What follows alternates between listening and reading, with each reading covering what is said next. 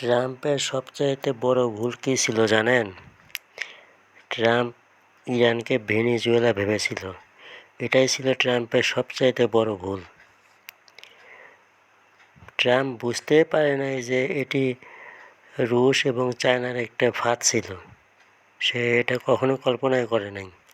সে আসলে ফিলিস্তিনি, ইসরায়েল, তারপর আপনার ইউক্রেন, রাশিয়া এই যুদ্ধে ওর ওইভাবে হয়তো ক্যাচ করতে পারে না যে এটা একটা পাতানো ফাঁদ ছিল রুশ এবং চায়নার এই ইরান বিষয়টা নিয়ে।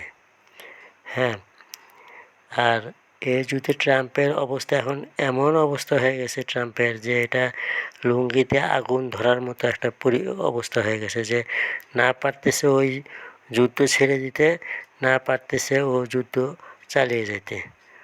এই কারণে ওই মূলত এক এক সময় এক এক কথা বলতেছে প্রেস ব্রিফিংয়ে। এটা আপনারা সবাই হয়তো দেখছেন, কম বেশি সবাই দেখছেন।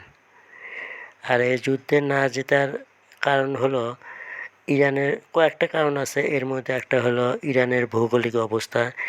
এটা আফগানিস্তান বা ইরাক অন্য অন্য দেশের থেকে এর ভৌগোলিক অবস্থাটা অন্যরকম। হ্যাঁ, এটা ইরাকের থেকে অনেক গুণ বড় ইরানের আয়তন। ভৌগোলিক দেশের একটা ব্যাপারের কারণেই এটা আরও কিছু বিষয় আছে, যেমন ওই কী বলবো আপনার ইউক্রেন যুদ্ধে এবং ইসরায়েল ফিলিস্তিনি যে যুদ্ধ হলো, এই যুদ্ধে আমেরিকা অনেক অস্ত্র সরবরাহ করছে, যার কারণে ওর অস্ত্রগুলো অনেক ঘাটতি হয়েছে। এটাও একটা দ্বিতীয় কারণ। তৃতীয় কারণ হচ্ছে আপনার এই ইরানের যুদ্ধের পিছনে রাশিয়া এবং চায়না খুব শক্তভাবে আছে, এটাও একটা কারণ। এরকম অনেক কারণ আছে যার কারণে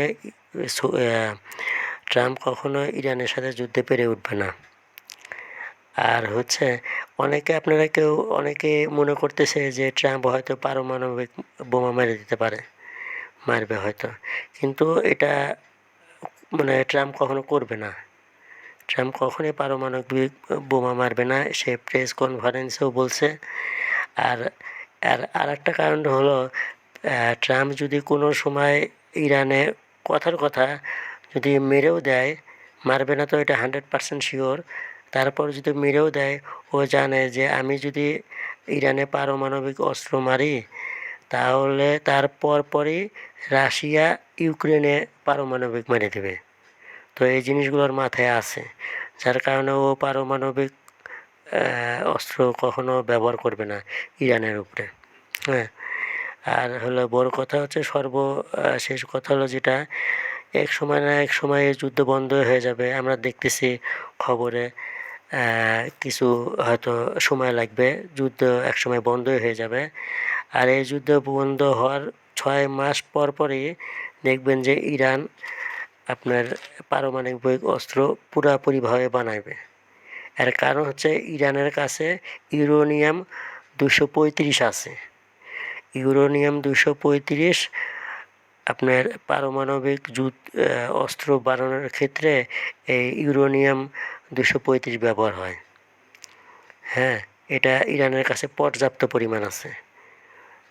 আপনি আমার কথার সাথে মিলায় দেখবেন, যুদ্ধ শেষ হওয়ার পরই 6 মাসের মধ্যে দেখবেন যে এই ইরান পারমাণবিক অস্ত্র একদম ফুললি প্রস্তুত করবে। এবং এই পারমাণবিক অস্ত্র প্রস্তুত করার ক্ষেত্রে রুশ এবং চায়না দুইজন মিলেই এটা ওদেরকে সহযোগিতা করবে, ইরানকে সহযোগিতা করবে।